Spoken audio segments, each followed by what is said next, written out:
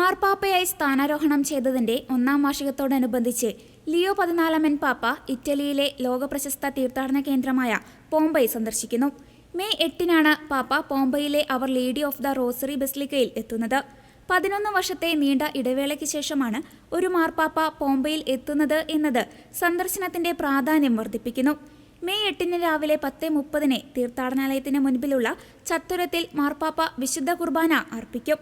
കുർബാനയ്ക്ക് ശേഷം 1883 വിശുദ്ധ ബാർട്ടോലോ ലോംഗ രചിച്ച പ്രസിദ്ധമായ സപ്ലിക്ക പ്രാർത്ഥനയ്ക്ക് പാപ്പ നേതൃത്വം നൽകും.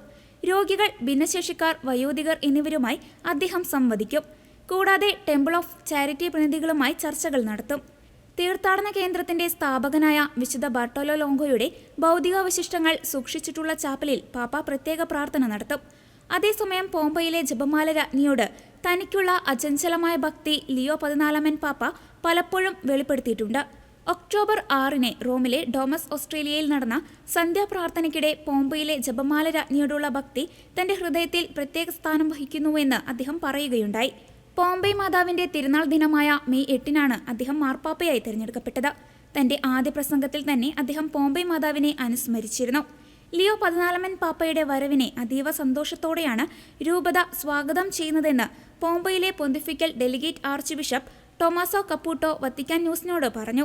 സന്ദർശനത്തിന് മുന്നോടിയായി 10,000-കണക്കിന് വിശ്വാസികളാണ് ഇതിനോടകം പോംബൈയിലേക്ക് ഒഴുകിയെത്തുന്നത്. സുരക്ഷാ കാരണങ്ങളാലും സ്ഥലപരിമിതി മൂലവും അപേക്ഷകളിൽ നിയന്ത്രണം ഏർപ്പെടുത്തേണ്ടി വന്നതായി സംഘാടകർ അറിയിച്ചു.